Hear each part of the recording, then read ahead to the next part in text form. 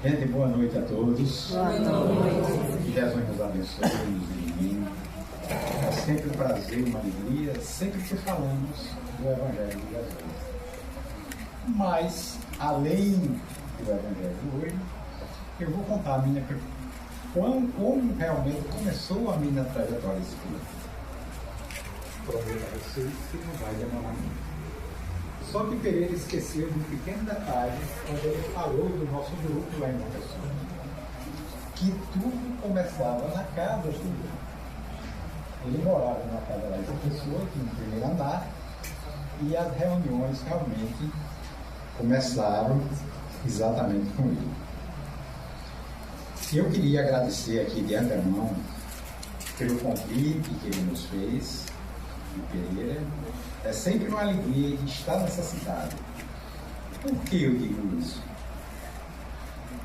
Porque todos os meus filhos nasceram e são filhos de pais. Mas qualquer um de vocês, se perguntarem onde eles nasceram, eu disse todos eles, em Santa Luzia. Porque eles adotaram essa cidade como a cidade natural deles, pela maneira de como viveram aqui. A minha trajetória começou quando eu cheguei aqui em 1978. O banco estava nascendo e eu também como funcionário. Na época eu tinha 3 anos de banco. Eu comecei em Princesa Isabel em 1975. E a gente estava querendo sair e na época o nosso gerente estava fazendo um curso. Estava em Brasília, que era João Mariano de Souza Branquinho, e o meu cunhado, que era também do banco, se encontrou com ele e eles não tinham nem amizade entre os dois. Mas como ele disse que era gerente de Santa Luzia, ele disse, rapaz, eu tenho um cunhado em Princesa Isabel que estava querendo sair de lá e estava doido para vir uma cidade mais perto. Porque os meus pais residiam em Patos, a família da minha esposa também, e a gente queria ficar mais perto. E aí, através desse intermédio, eu cheguei em Santa Luzia. Quando eu cheguei em Santa Luzia, os meus colegas de banca eu não conhecia nenhum deles. Mas foi aqui onde eu conheci um rapaz chamado Francisco de Assis Marinho, onde todo mundo conhecia por fama. E o centro ficava ali na lateral do Banco do Brasil, uma casa que pertencia a Francisco Raimundo de Medeiros, que era daqui da terra, casado com Cleusa.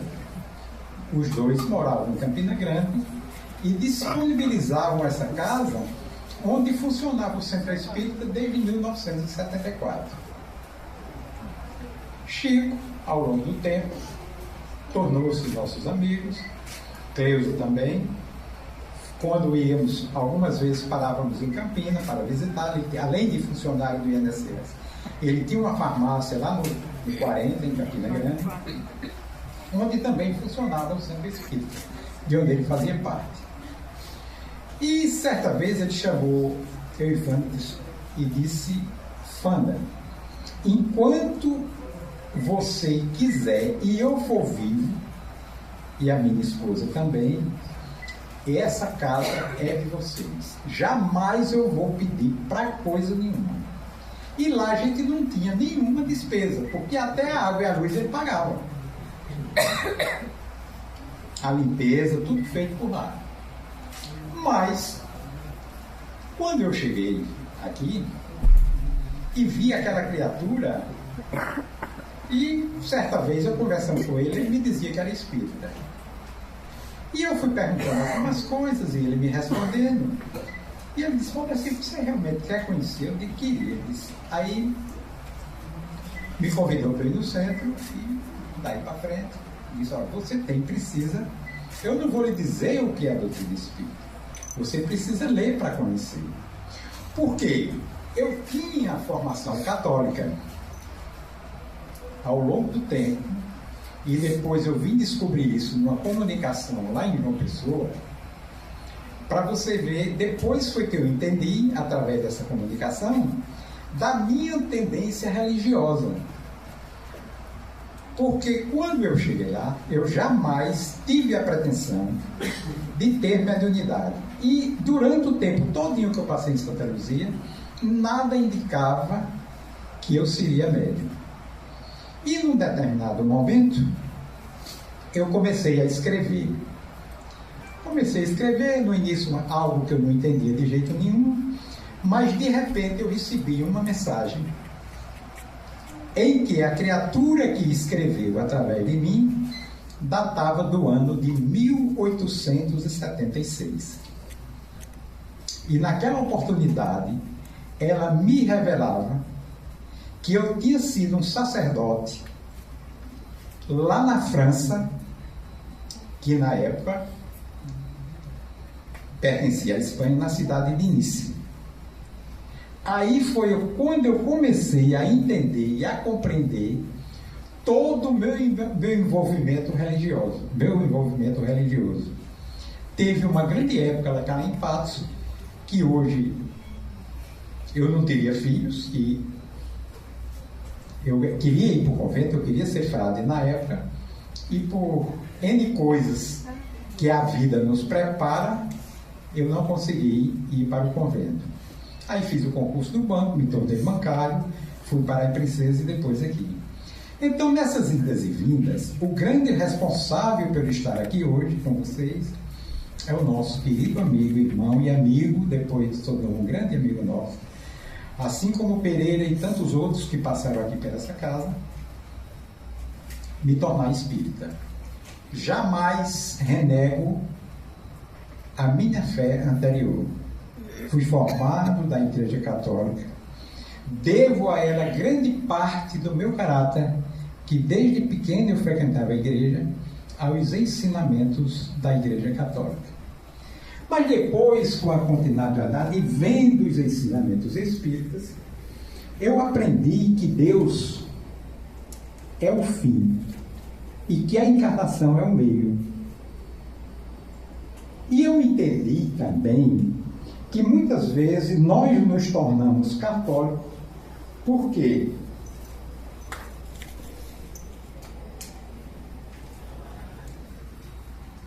ou qualquer outra denominação religiosa, pensando realmente no que Deus pode te dar ou no que Ele pode nos tirar. E na doutrina espírita, ela nos ensina diferente.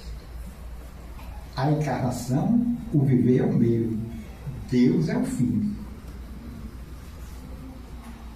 E isso me alertou, porque aí eu entendi por que a doutrina espírita tinha tanto poucos adeptos. Porque a doutrina espírita, para mim, e para muitas pessoas que seguem a doutrina espírita, ela não é uma doutrina de salvação, mas é uma doutrina de responsabilidade. Que pouca gente adere a esse movimento, porque na grande maioria das vezes nós queremos transferir a nossa responsabilidade enquanto cristãos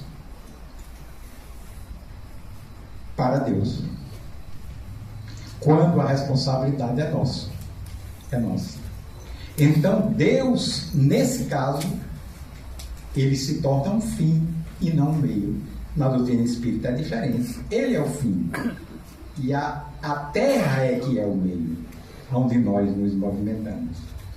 Então essa alegria de ter, eu aprendi que Kardec ele nos trouxe, ele não nos trouxe uma nova fé, mas um convite à razão da alma. Ele ergueu a lanterna sobre o véu do invisível e mostrou que a morte não é o fim, é passagem. O Espiritismo nos mostra que não há castigo eterno, tudo é lição para aprender. Somos espíritos eternos em busca de amor, em busca de nós mesmos. E se hoje o peso parece grande demais, lembre-se que dor é degrau. Cada vida é um capítulo. E Deus é o autor da eternidade. Mas eu disse isso aqui para todos vocês, não é o nosso tema da noite de hoje, que foi reservado para esta noite. O nosso tema, o que nós passamos a refletir, é perdão, paciência, empatia e tolerância. E a nossa história começa há mais de 2000 anos atrás, quando Cristo veio ao mundo das esferas celestiais para nos trazer a mensagem de amor e de luz para toda a terra que estava precisando naquele momento. Porque então, até então, o que predominava entre nós era a lei do olho por olho e do dente por dente. Apesar de já ter sido um avanço para aquela época, porque antes, se você devesse alguma coisa a alguém, se você arrancasse o braço de alguém, o outro poderia fazer o quê? Matar você e toda a sua família. Esse era o preço da época que se pagava. Então, o olho por olho e o dente por dente já era um avanço nas leis do povo daquele tempo. E Jesus veio trazer algo diferente. Veio nos trazer a força e a lei do amor em todos nós. Não é fácil para uma criatura da estirpe do Cristo, onde habitava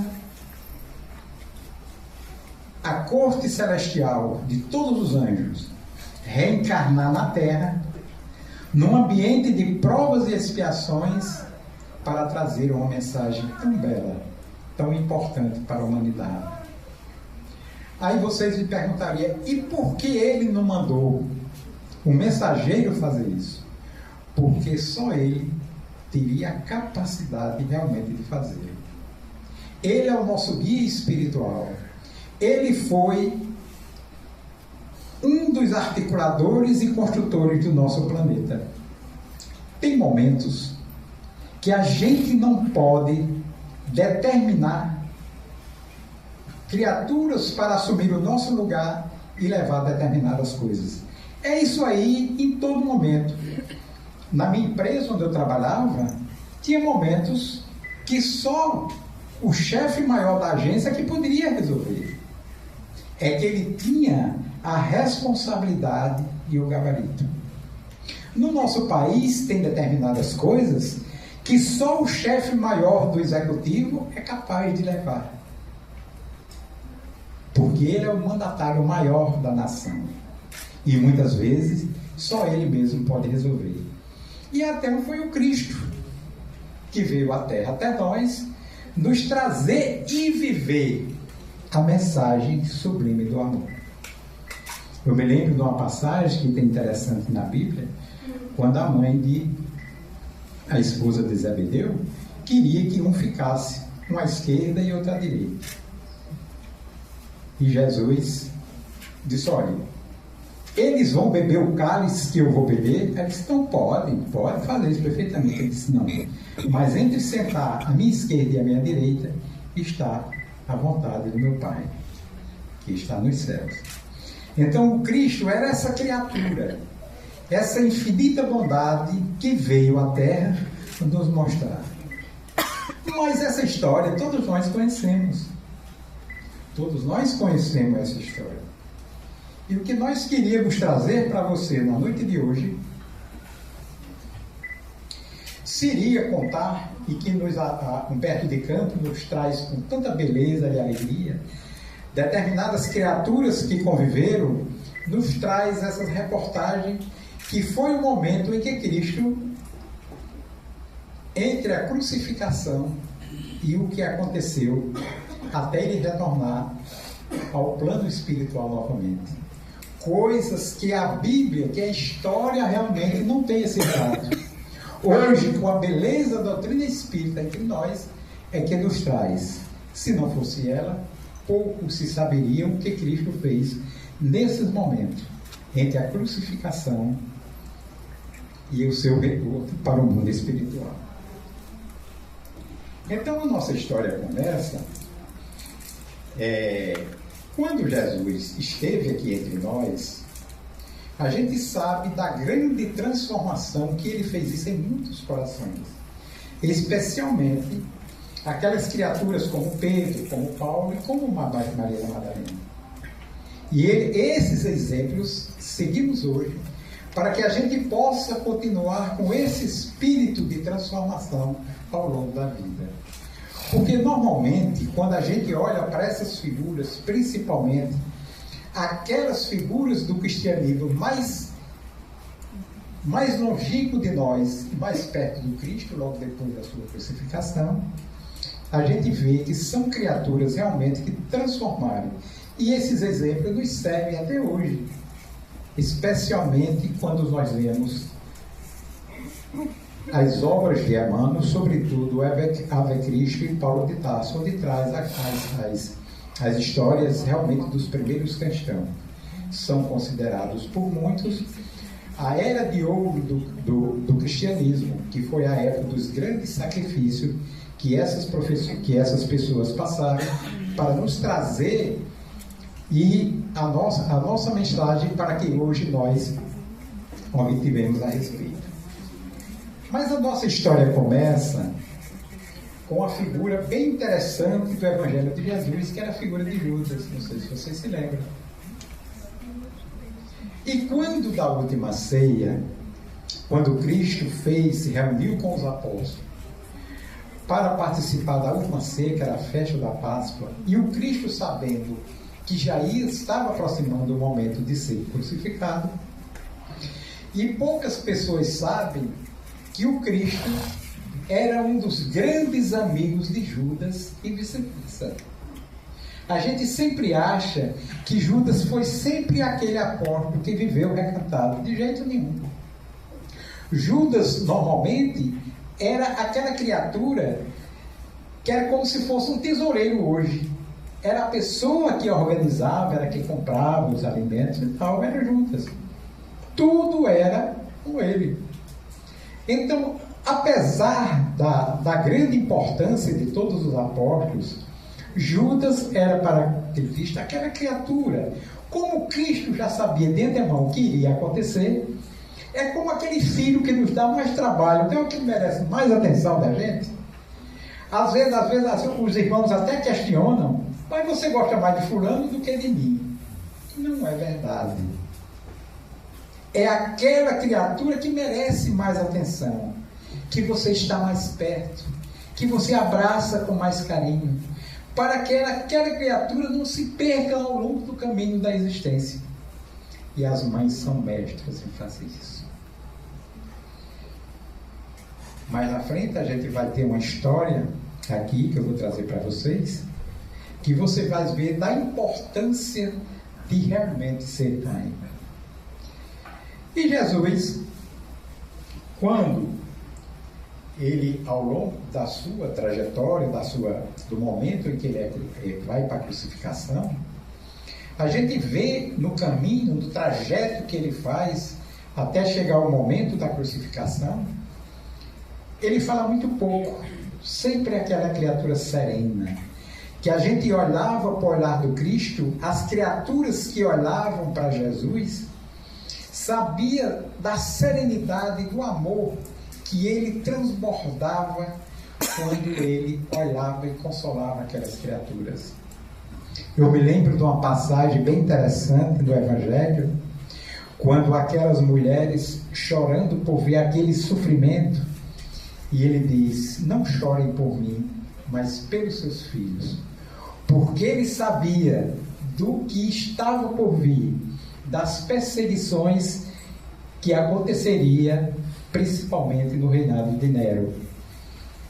Ele sabia quanto sacrifício ia ser daquelas criaturas que se arvoravam a seguir a mensagem do Cristo. Então, quando Cristo, ele realmente chega a ser crucificado, mesmo ele pendurado no madeiro, a gente vê da importância e tanto quanto ele se preocupou com as criaturas que iriam ficar ali, principalmente com a sua mãe, principalmente preocupado com os apóstolos e preocupado especialmente com Judas, que ele sabia, antevia o que iria acontecer. E Jesus, naqueles momentos mais dolorosos, ele sempre esteve à cruz. E tem uma poesia bem interessante que eu trouxe aqui para vocês, intitulada De Amor e Perdão. Essa poesia é o encontro de Maria Madalena com Jesus após o desencarne.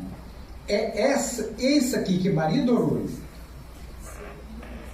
nos conta, é aquilo que não está escrito na Bíblia, que foi essa conversa que ela teve com Jesus. Maria Dolores, para vocês que nunca ouviram falar dessa poetisa, era uma poetisa baiana, e o nome dela era Maria de Carvalho Leite, que foi contemporânea da Casa do Caminho, que por sinal completou 73 anos agora no dia 15, a Casa do Caminho. E ela fez parte daquele trabalho de Divaldo. Então era uma criatura, já naquela época, extraordinária. Era de Feira de Santana, depois mudou-se para Salvador, era professora, escrevia artigos para jornais da época, e escreveu, eu acho que foi a poetisa que mais escreveu pelo Chico. Então ela nos descreve essa beleza desse contato que Maria Madalena teve com ela, e ela começa assim. O nome da poesia é Amor e Perdão. E o livro é Coração e Vida, que está no Evangelho de Jesus. E ela começa assim: a Madalena foi ao túmulo querido, entre pedras de extremo desconforto. Levava flores para o mestre morto. Tinha o peito magoado e enternecido. O sol reaparecia resplendente. A neve da manhã fundia-se no ar. Na dourada invasão das flamas do nascente, Maria estava ali, unicamente, a fim de estar a sós, recolher-se e chorar. É interessante que nessa poesia ela nos traz um detalhe que eu não sei se vocês se lembram. Quando Madalena foi ao encontro de Jesus, ela tentou abraçá-lo. E Jesus diz: agora não. Ainda não é o momento. E todos nós ficamos atônitos porque Jesus teria refugado esse abraço de Maria Madalena, que tanto participou do seu grupo. E, consequentemente, era a primeira pessoa com quem Jesus falava depois do seu desencarne na cruz. E ela continua: a desfazer sem pranto, ela arguía: por que, Senhor, tanta saudade e tanta dor? Toda a felicidade que eu sentia, jaz aqui sepultada. Transformou-se minha vida em sombra e nada no ermo desse pouso derradeiro. Então Maria estava angustiada naqueles momentos. Por que, mestre, tudo isso? E ela continua: nisso ela viu alguém. Seria um jardineiro? Um zelador daquele campo santo? Mas, tomada de espanto, viu-se à frente do mestre Nazareno, o excelso benfeitor ressuscitado, a envolver-lhe de paz o coração cansado. Ela gritou: Senhor! Ele disse: Maria. Ela era a expressão da perfeita alegria, ele, o perfeito amor. Madalena ajoelhou-se e quis beijar-lhe os pés.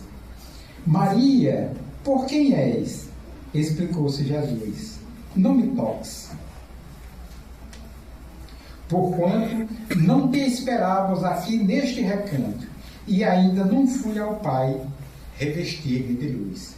Porque todos nós sabemos que Jesus, antes de seguir definitivamente aos céus, aos resplendores de onde ele tinha vindo, ele passou alguns momentos aqui na terra, onde ele conversou com os apóstolos, para depois se preparar para voltar novamente às paragens espirituais.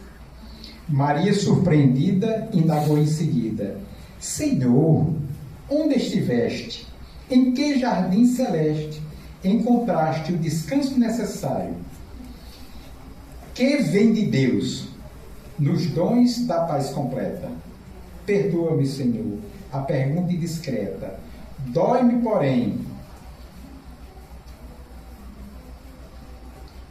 pensar na angústia do Calvário. Revolta e me padeço, mas não venço a mágoa de lembrar-te o sacrifício imenso. Então Maria, triste, ansiosa, mas perguntava a Jesus aonde ele esteve durante todo esse tempo da cruz em que ele esteve depois da crucificação. Mas Jesus respondeu: não, Maria, não fui ainda ao alto, nem me elevei sequer um palmo à luz do firmamento. Quem ama não consegue achar o céu de um salto.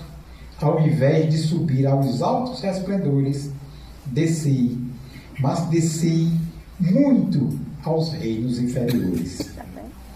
Despertando no túmulo, escutei os gritos da aflição de alguém que muito amei e que muito amo ainda. Embora visse além a luz sempre mais linda, sentia nesse alguém um amado companheiro em crises de tristeza e de loucura. Fui à sombra abismal para a grande procura, e ao reencontrar o amargurado e louco, a ponto de não mais me reconhecer, demorei-me a afagá-lo e pouco a pouco consegui que ele pudesse enfim adormecer. Aí Maria pergunta: Senhor, interrogou Madalena, quem é o amigo que te fez descer antes de procurar a luz do Pai? Mas Jesus replicou com voz clara e serena: Maria, um amigo não esquece a dor de outro amigo que cai. Antes de me altear a celeste alegria, o sol do mesmo amor a Deus em que te elevas, vali-me após a cruz tais grandes horas mudas e desci para as trevas a fim de aliviar a imensa dor de Judas. Então, meus irmãos, a gente vê nessa demonstração do Cristo, da beleza que ele nos traz, da importância do amor, aquelas criaturas, especialmente aquelas que conviveram mais diretamente com ele. E apesar dessa criatura que há tanto tempo a gente malha no salmo de aleluia, quem não fez isso, né? Eu pelo menos fiz muitas vezes. E foi a primeira criatura que Jesus, após expirar na cruz, após dizer tudo está consumado, foi a primeira criatura que ele foi socorrer. Porque ele sabia que Judas havia se suicidado. Ele sabia que além dos tormentos pelo ato praticado, a gente sabe que o suicídio realmente multiplica essas dores e o sofrimento. E foi aí que Jesus desceu. Mas desceu muito para o reino das sombras, para consolar o grande amigo que realmente conviveu com ele. Aí a gente entende como Jesus ficara ativo mesmo nos momentos mais dolorosos e mais difíceis. A gente andando um pouquinho atrás, a gente vê que mesmo Jesus, enquanto esteve todo o tempo com Judas, ele sempre era aquela criatura que ele mais prestava atenção, porque sempre é tempo da gente corrigir alguma coisa que está errada em nossos caminhos. E o Cristo tentou muitas vezes. Se a gente for perceber, olhar na grande ceia com Jesus, que ele diz que um dos 12 iriam traí-lo, como o mundo espiritual nos revela coisas que realmente muitas vezes não está escrita ali. Bendita doutrina espírita, que vem revelar às criaturas todos esses acontecimentos, que se não fosse isso, a gente não teria conhecimento. E todos perguntam: mestre, mestre, quem é que vai te trair? Quem será? E Jesus diz que é aquele que botar a mão no prato comigo, aquele que eu der o primeiro pedaço, aquele que eu molhar pão no vinho. E é interessante, eu não sei se vocês já observaram, na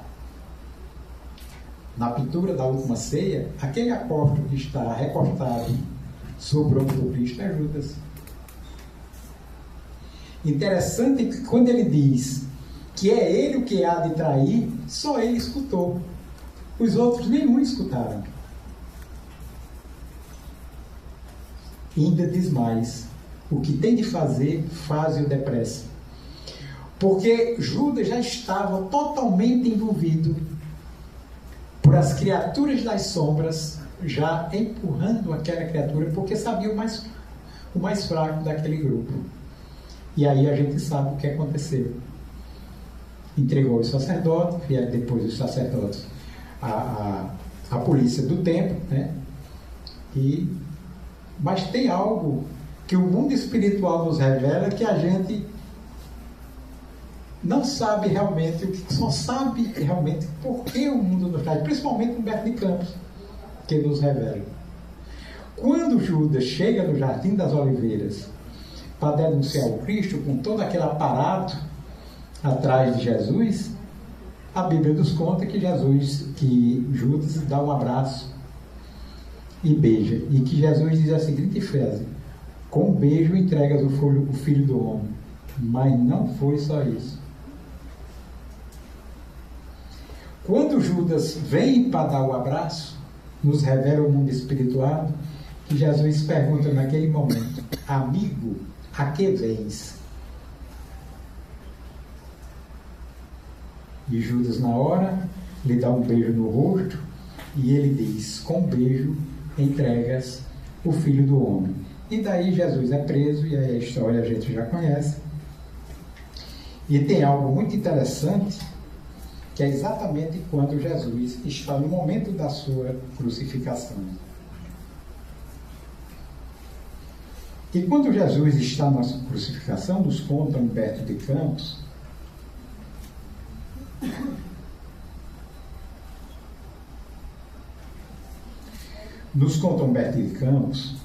uma história bem interessante que está no livro, deixa eu ver aqui,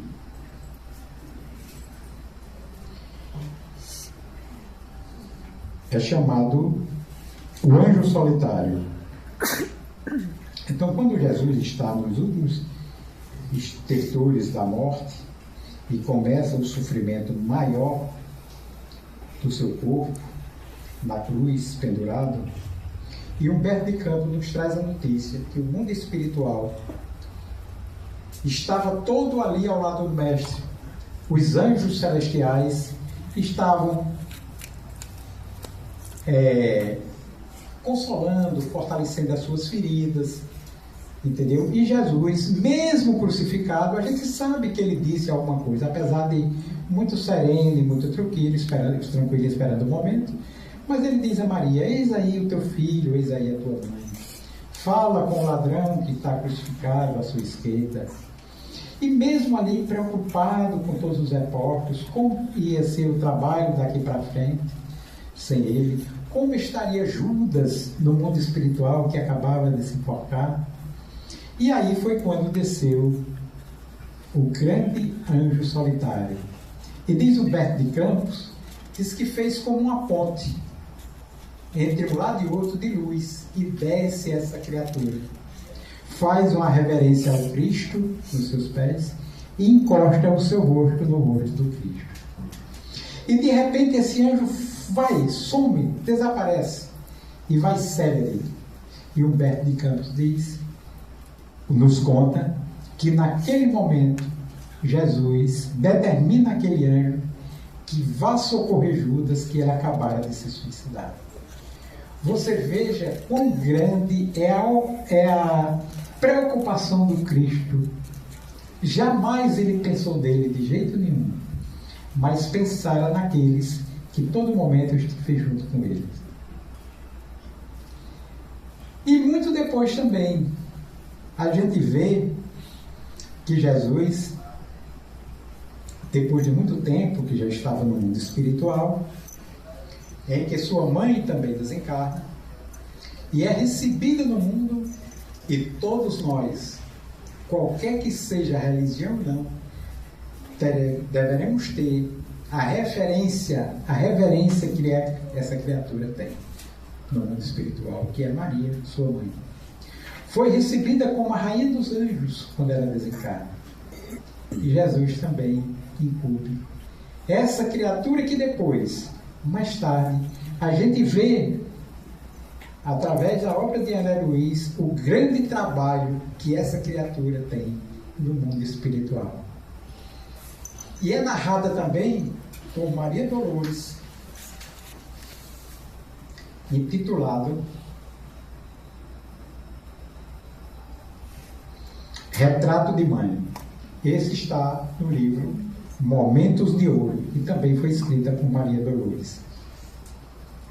E ele começa assim: depois de muito tempo, sob os quadros sombrios do Calvário, Judas, cego no além, errava solitário.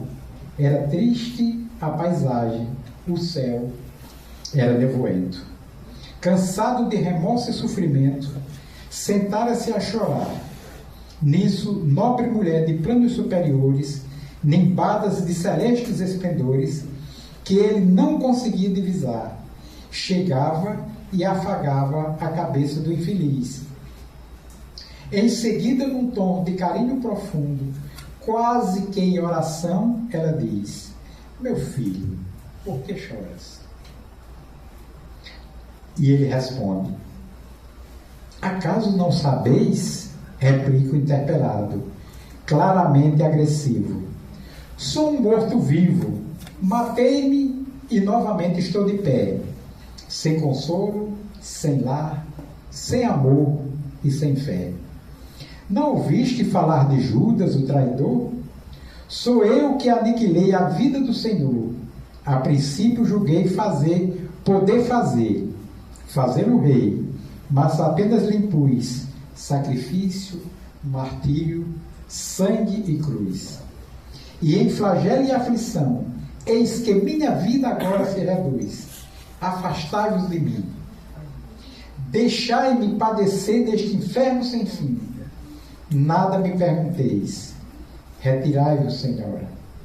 Não sabeis da mágoa que me agita. O assunto que estimo é unicamente meu. A gente vê aqui a grande dificuldade que Judas, quando acordou no mundo espiritual, primeiro com a traição de Cristo, agravada pelo suicídio. E só Maria, com aquele coração de mãe das mães, poderia socorrê-lo naquele momento. E ela continua.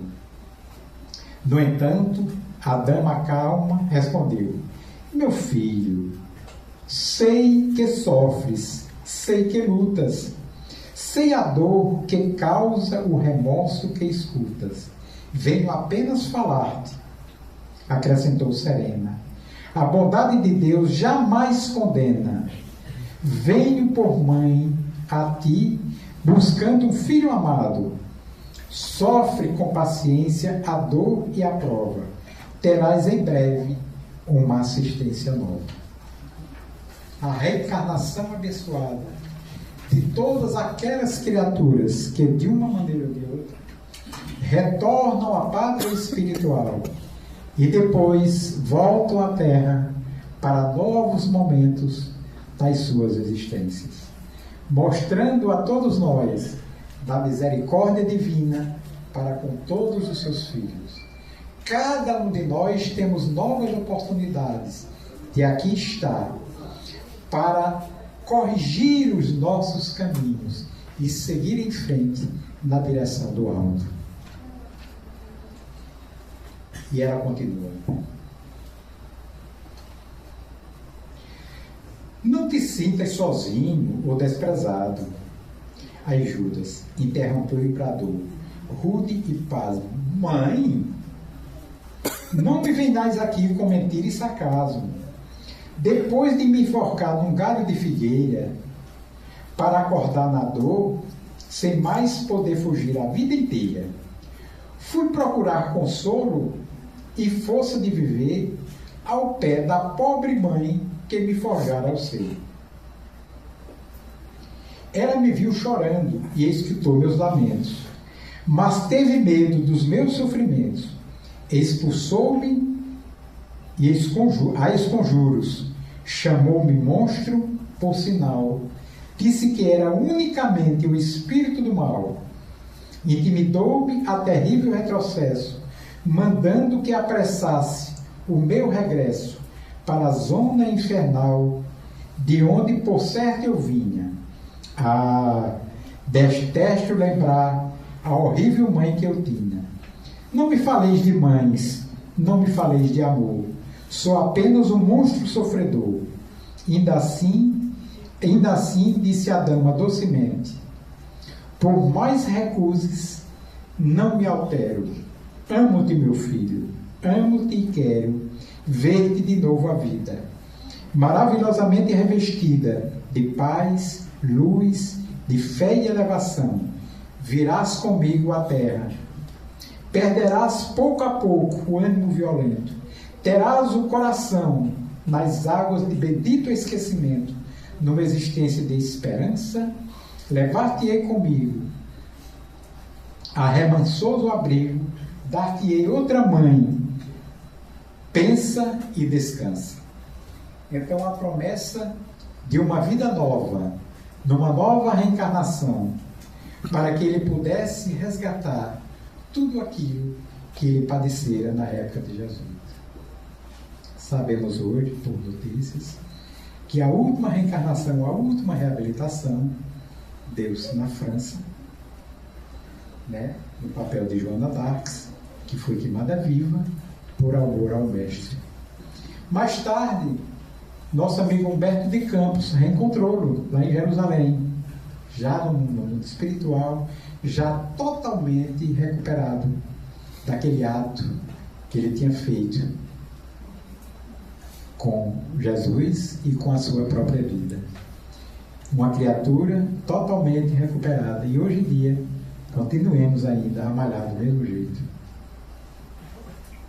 Mas, como nós nos recuperamos nessas novas reencarnações, no abençoado esquecimento que nos torna muitas vezes criaturas melhores, piores nunca regredimos aquilo que nós fizemos e aprendemos. Outro dia eu estava conversando com um amigo e a gente discutindo sobre tantas criaturas que nascem e que fazem coisas melhores que a gente. Quanto a gente vê isso na área da medicina, na área da física, da filosofia. A gente vê que criaturas, muitas vezes, que estudaram no mesmo colégio e não têm a mesma capacidade. De onde vem tudo isso, meus irmãos? Quanto mais se aprende, é algo que se nunca esquece. É aquele aprendizado que nós buscamos. A gente sempre progredimos. E esse aprendizado que nós fazemos hoje, a gente sabe que na frente a gente vai se utilizar. Daí a importância da reencarnação. É por isso que criaturas que estudaram na mesma universidade, na mesma faculdade, na mesma época, com os mesmos professores, não têm a mesma capacidade daquelas criaturas, muitas vezes, dos seus colegas. Por quê? São criaturas que estão, muitas vezes, muito mais tempo naquela profissão do que nós. E pensando nisso, eu fiz uma prova comigo mesmo. Eu sempre tive muita vontade de aprender a tocar violão, de cantar alguma coisa e tal. Aí tem uma colega nossa, uma amiga nossa, de Wanda Massini, uma criatura dessas criaturas generosas, médica lá em pessoa, faz um trabalho conosco lá no Nebom, e eu digo, olha Massini, eu estou buscando aprender alguma coisa hoje com muita dificuldade, para que numa próxima reencarnação eu já consiga fazer alguma coisa. Porque é a única coisa que você só faz somar. São as suas virtudes, aquilo que você aprende de bom e aquilo que você aprende em termos de ciência, que você estuda. São os valores da alma. Essa você jamais perde. É por isso que você vê criaturas totalmente analfabetas. Mas eu me lembro que tem quando eu cheguei aqui, eu cheguei a construir uma casa, morava aqui perto, quem mora hoje lá é Dinaldo, e eu conheci Guducha, eu acho que vocês, todo mundo conhece aqui em Santa Luzia, né? Foi pedreiro, eu acho que ainda é pedreiro ainda durante muito tempo. Mas Guducha, eu acho que ele sabe muito mais do que engenharia. Eu não tinha engenheiro na minha casa, e foi ele que começou pelo alicerce e me entregou pronta para morar. Para você ver a capacidade dessas criaturas. Aí você diz, como é que a gente pode aprender isso numa reencarnação só? E eu me lembro de uma expressão de Sócrates, bem interessante, quando ele diz que sei que nada sei, quando ele consultava o oráculo de Delfos, e ele foi considerado o homem mais sábio do mundo. E eu nunca entendi por quê. Aí Sócrates questionou, disse, não, eu não sou o homem mais sábio do mundo. E ele saiu na rua perguntando as várias profissões. E ele viu que quando você falava da sua profissão, você realmente sabia e sabia muito.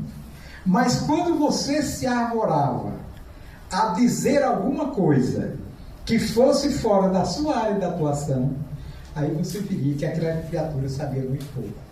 Aí foi quando ele compreendeu que sabia que nada sabia. Porque ele compreendia que não sabia. Mas as criaturas que ele interrogou, não. Davam opiniões em assuntos que realmente não conseguia saber. Fora daquelas profissões que eles tinham.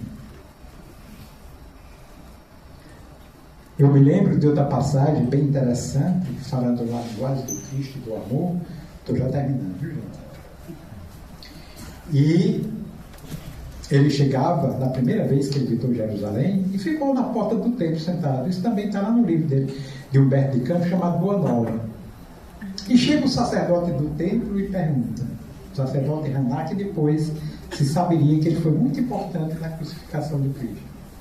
Ele perguntou, Nazareno, o que vindes fazer aqui?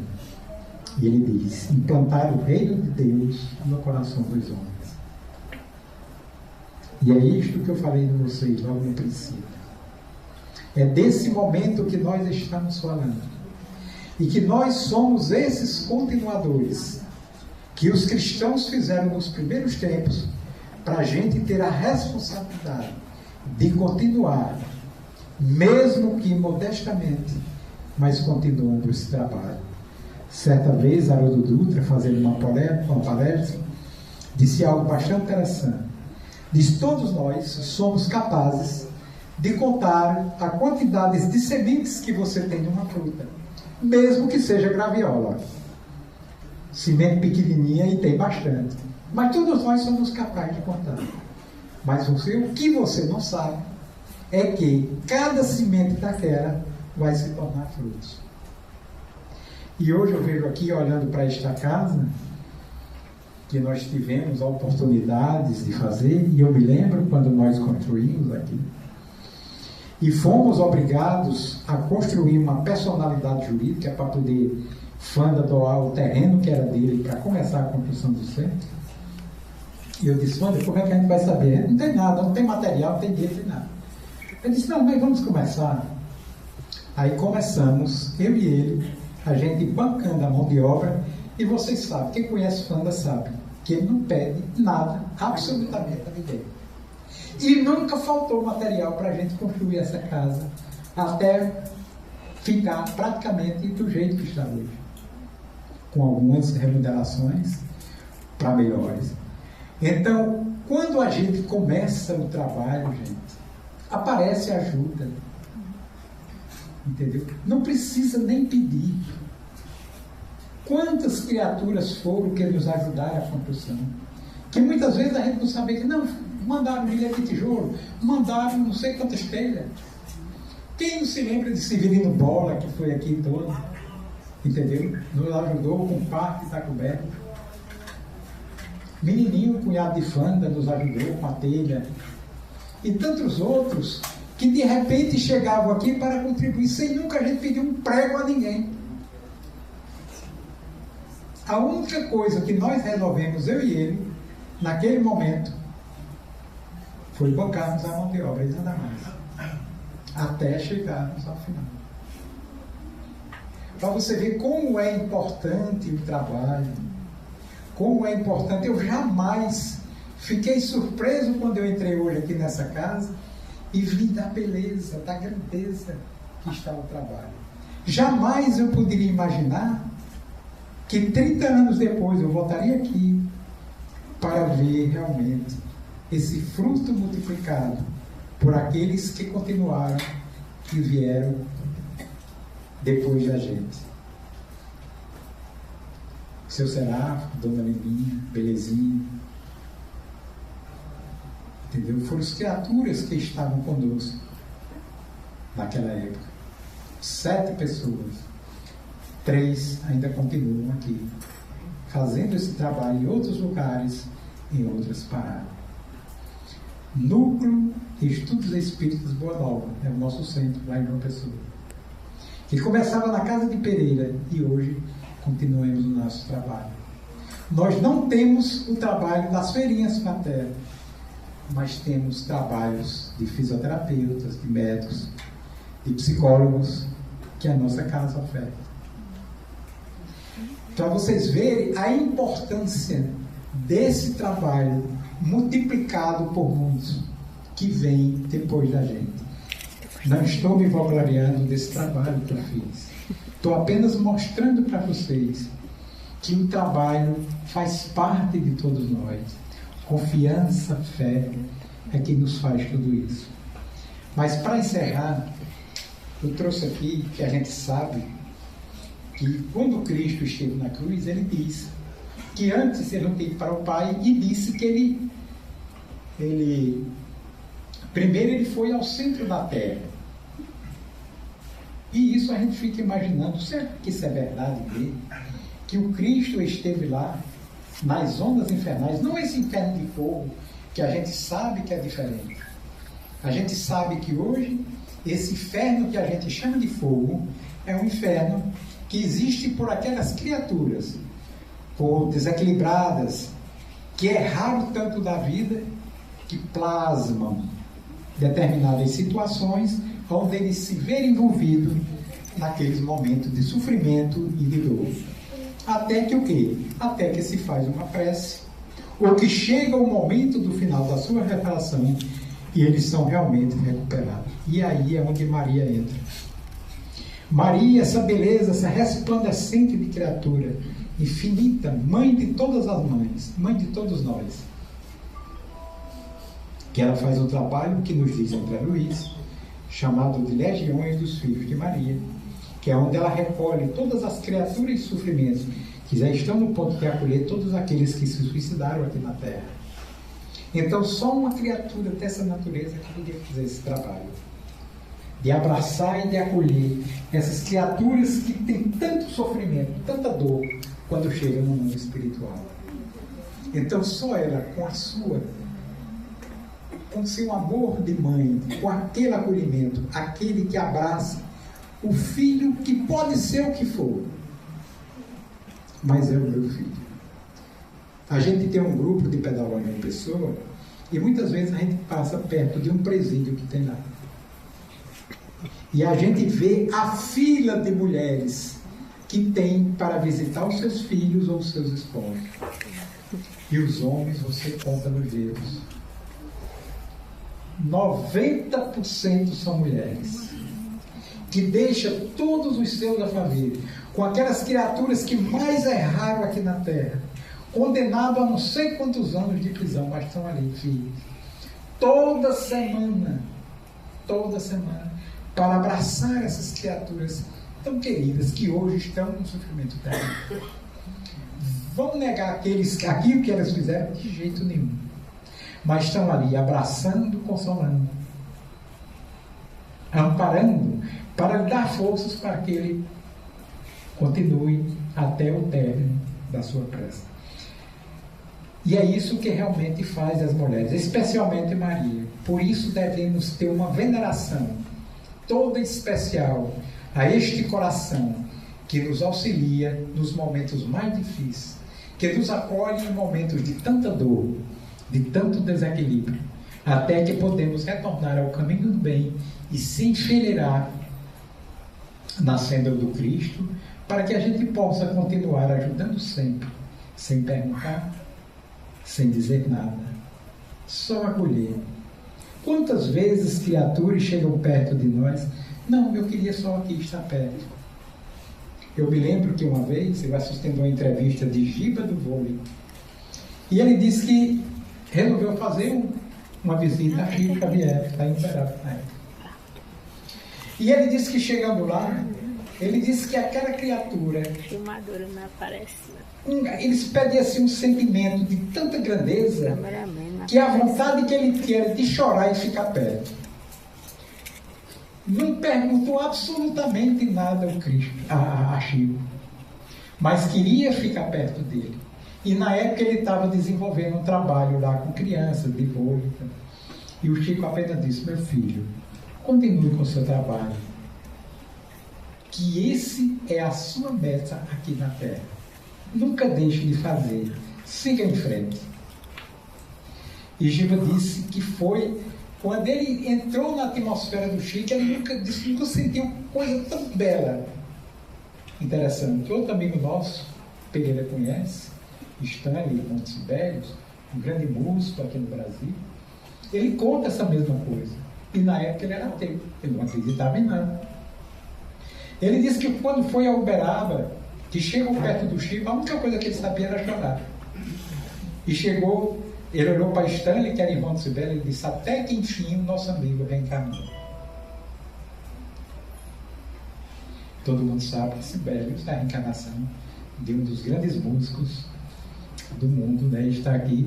É uma criatura que, quando nasceu, para quem não conhece a história, eu vou resumir aqui em 3 palavras, que até os 4 anos de idade nem se arrastava, entendeu? Nem andava, nem falava, ficava com a barriguinha no chão o tempo todo. E de repente, na casa do pai dele, sempre teve música, tinha um piano, e de repente acordaram lá meia-noite, ele tocando Aço Preto no piano, 4 anos de idade, sem nunca ter andado e nunca falado. Só a reencarnação explica isso. Se não, o que poderia ser? Milagre? A gente sabe hoje que realmente milagres não existem. São capacidades que a criatura desenvolve ao longo do tempo. E o Cristo foi o nosso espírito mais perfeito que nós tivemos aqui na Terra. E era capaz de fazer tudo isso. E ele disse: tu podes fazer tudo que eu fiz e muito mais. Porque ele sabia que a gente poderia desenvolver essas qualidades. Não desenvolvemos por razões que a gente ainda consegue ficar nesse meio termo, pensando que a Terra é o fim e não o meio, para ficarmos grandes e crescer. Por quê? Porque as religiões nos ensinam isso. E hoje as religiões, numa grande maioria das pentecostais, nos fala isso. Que os grandes prazeres da vida se encontram aqui. Por isso é que elas dizem que conseguem tanto dinheiro para você estar feliz. E realmente não é. Não são essas aquisições. É por isso que o espiritismo é difícil. Porque a gente nem promete céu fácil, né? E nem diz que se a gente ficar aqui vai ficar rico. Muito pelo contrário. Aqui é uma casa de trabalho que ajuda a todos aqueles que buscam este ambiente. É completamente diferente. Mas todos aqueles que leu alguma obra de André Luiz, e eu tenho certeza que esta casa aqui já estudou esta obra, e como Jesus, a gente já viu, que foi ao seio da terra antes dele subir ao Pai. E tem um interessante, eu estava me lembrando, Duda, que quando eu era católico, já ouviu falar do credo? Não? Todo mundo aqui conhece, né? O credo das pessoas que foram católicas. E o que o credo diz? O credo diz, porque o credo, se vocês forem procurar na internet, você vai ver que o credo é composto de 12 artigos, onde se atribui aos apóstolos. E o 5º artigo diz que Jesus desceu aos infernos, que hoje se traduz como mansão dos mortos, e a gente imagina de onde saiu essa história que Jesus desceu até os infernos.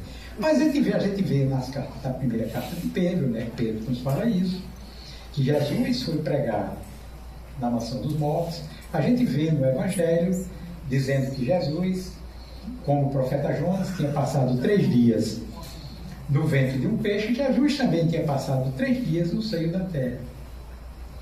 Agora isso aí não foi só uma vez, não. É por isso que eu acho a grandeza do Espiritismo que nos revela isso. E vocês já estudaram, tenho certeza disso.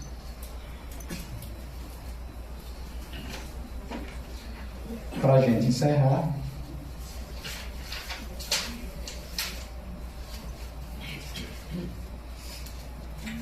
Obreiros da Vida Eterna. Todo mundo já estudou aqui. Talvez poucos se lembrem o que está escrito no capítulo 1 de Obreiros da Vida Eterna. Quando Jerônimo, que era assistente, lá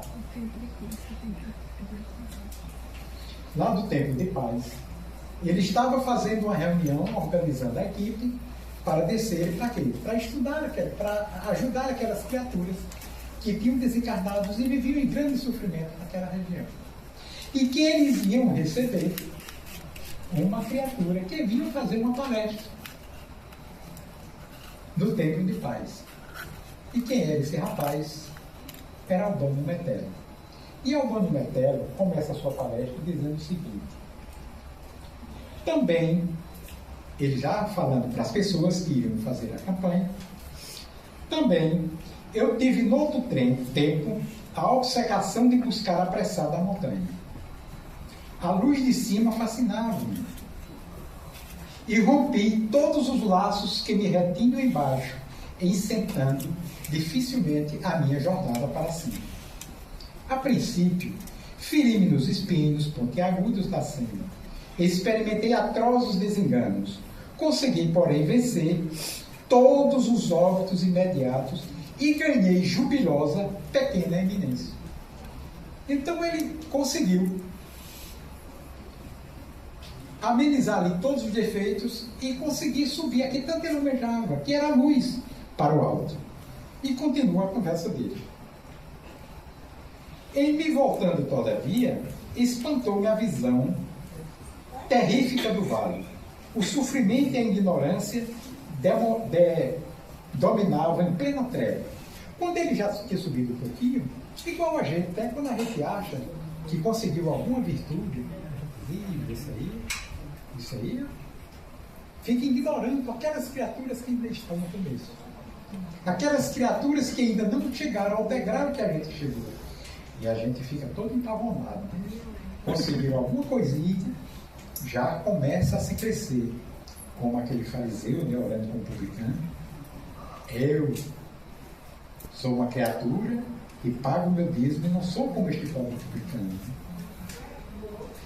E assim continua Betelo, né? Falando para aquelas criaturas.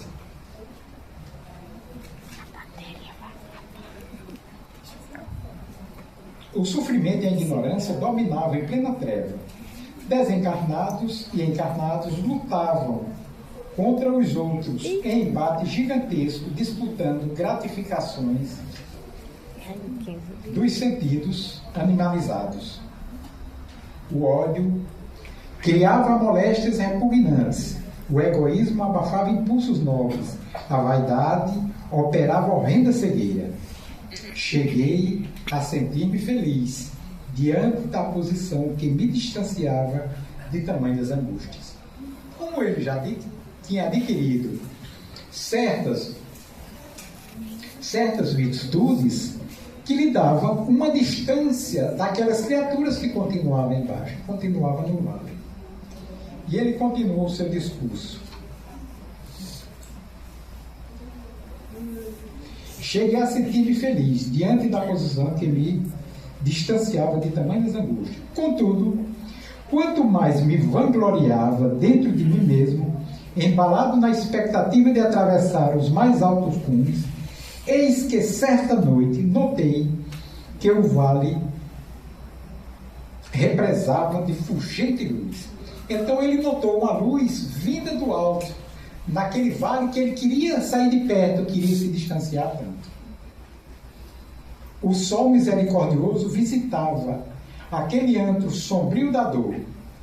Seres angélicos desciam céleres e radiosos pináculos, ocorrendo às zonas mais baixas, obedecendo ao poder de atração da claridade bendita.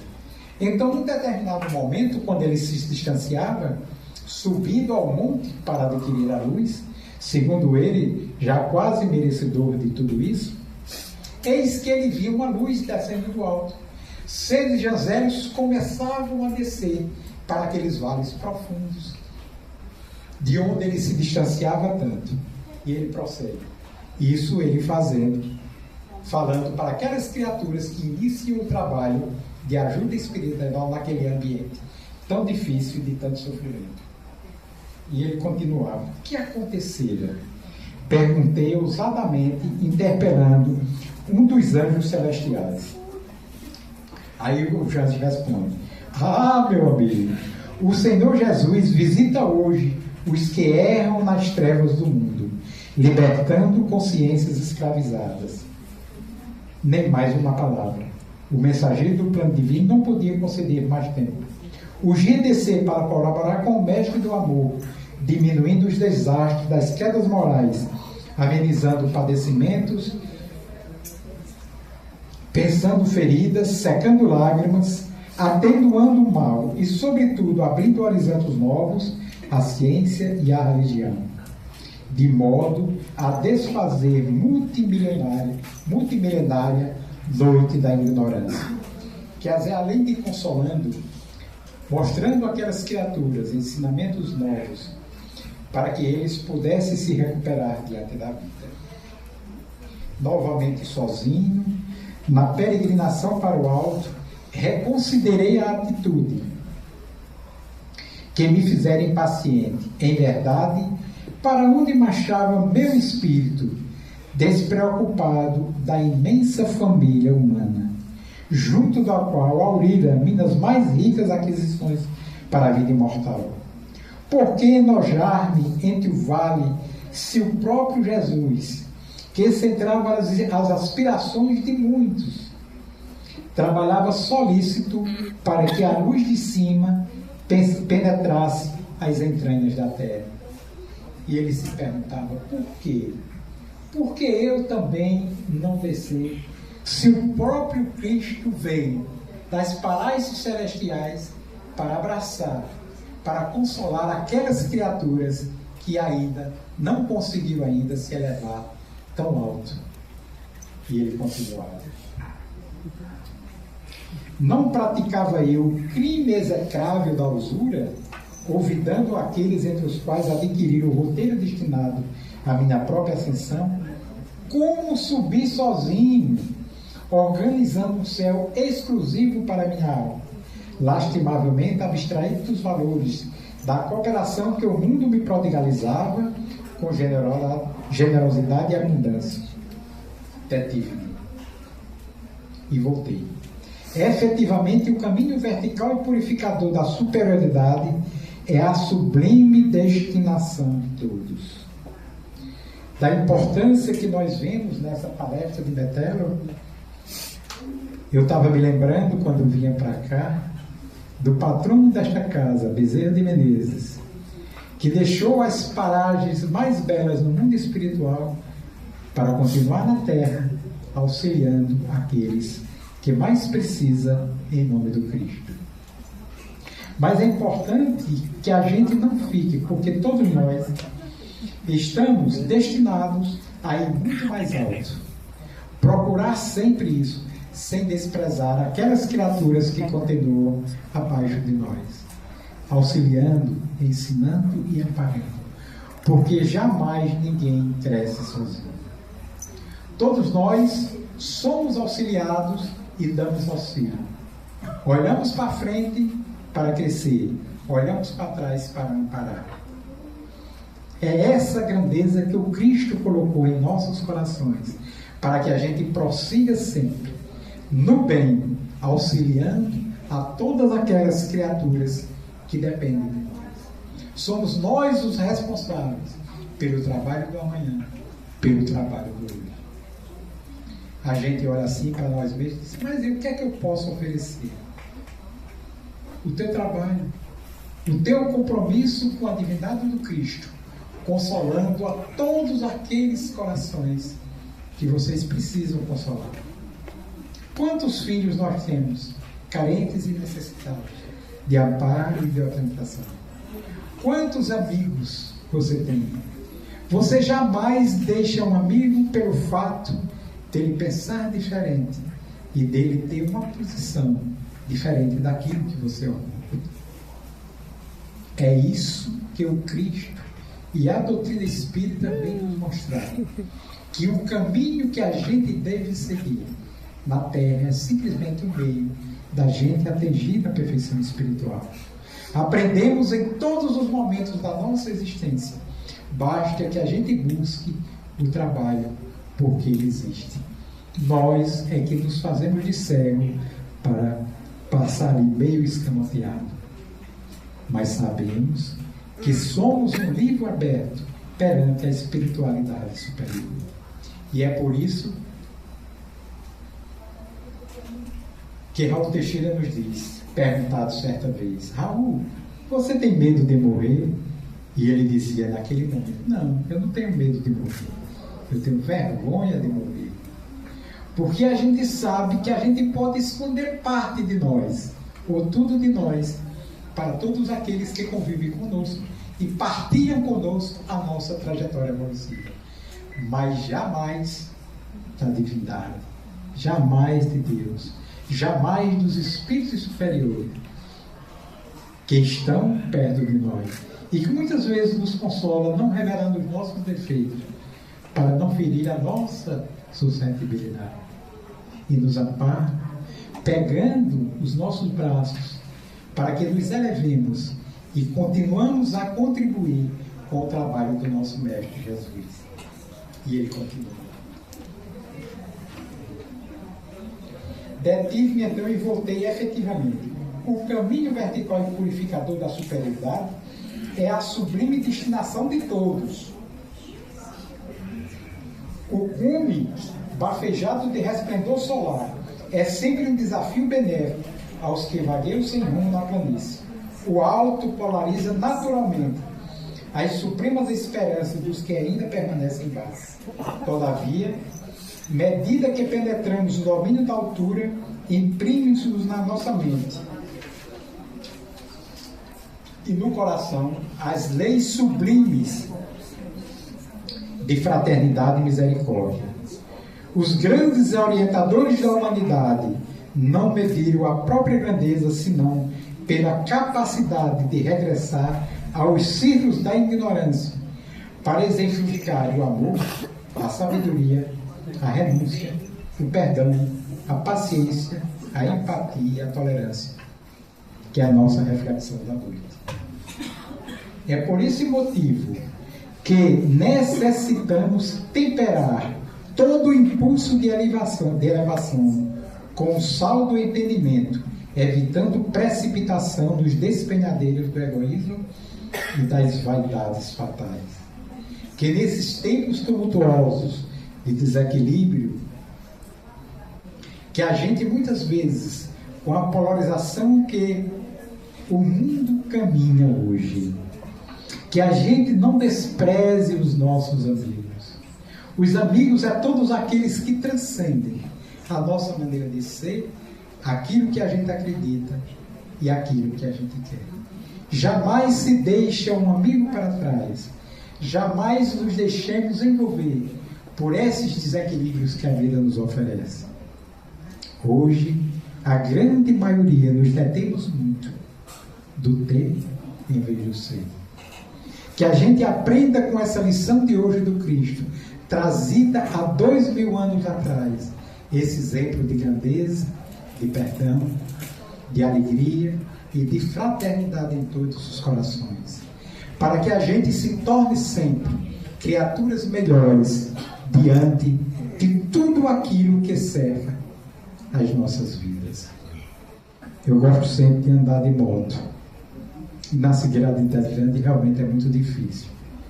E outro dia eu caí numa vala. Como a moto é muito pesada, e eu, na idade que eu estou, não tenho mais essa força toda, né, gente? E de repente para um cara do meu lado e me ajuda, parou no meio do trânsito e de repente me ajuda a fazer aquilo, sem saber o que eu era, não perguntou o meu nome, não perguntou se eu estava precisando de ajuda, simplesmente pegou e me ajudou, foi embora e eu segui em frente. Então são determinadas aquelas criaturas que passam pelas nossas vidas, que a gente não sabe de onde veio, nem para onde foi, simplesmente ajuda. Outro dia eu vinha de bicicleta e sofri uma queda, quebrei o ombro, fraturei, e mesmo debaixo do viaduto, ali em João Pessoa, viaduto Damásio Franco, e como é muito estreito, as faixas são muito estreitas de rolamento, e quando eu caí, eu digo, pronto, eu vou desencarnar agora. De repente, veio um carro desse pequeno, acho que era um Celta o carrinho dele. Ele parou o trânsito, me levantou, perguntou se eu precisava de ajuda, não, meus companheiros vinham aí atrás. E fui. Quando eu cheguei, depois do viaduto, tinha um rapaz lá, um jovem, dono do escritório lá, que estava fechando para ir embora. E de repente ele abriu e disse, não, venha para cá, que o sol está muito quente e aqui tem ar-condicionado, até que o seu socorro chegue. Então são essas pessoas que aparecem na vida da gente, que a gente não sabe de onde veio, que eu não sei quem foi essa criatura, apenas fazem o bem. Fazem o bem por fazer o bem. E é isso que devemos fazer na nossa trajetória de vida. Isso é o que o Cristo nos pede a cada coração. Fazer o bem sem olhar quem é. Então, grandes criaturas que atravessam as nossas existências, a gente nem sabe nem de onde vem, nem para onde foi. Simplesmente fizeram. É esse o trabalho. É isso que a doutrina espírita nos ensina. Para em cada coração que a gente se torne o perfeito amor na nossa caminhada evolutiva. Assim como Jesus nos trouxe há mais de 2000 anos atrás. Viveu e nos mostrou essa senda, essa caminhada, para que a gente caminhe sempre diante da vida com esse intuito do nosso coração. Se você não aprendeu a perdoar, desculpe, meus irmãos. Continue sua trajetória. Se você não aprendeu ainda a perdoar, não tenha raiva. Ajude sempre aquela criatura que te procura. Porque todos nós somos criaturas que erramos no nosso passado de desequilíbrio de erros e continuamos sempre a errar. Porque não temos ainda a sabedoria imensa de que buscamos mais tarde, talvez, adquirir. Portanto, é importante é nos revestirmos de esse entendimento em nossos corações, para que sigamos sempre firmes com as lições do Cristo em nossos corações, para que a gente transite sempre de coração de equilíbrio, de paz, de amor e de paz. Que Jesus nos abençoe e nos ilumine. Receba o nosso abraço de paz.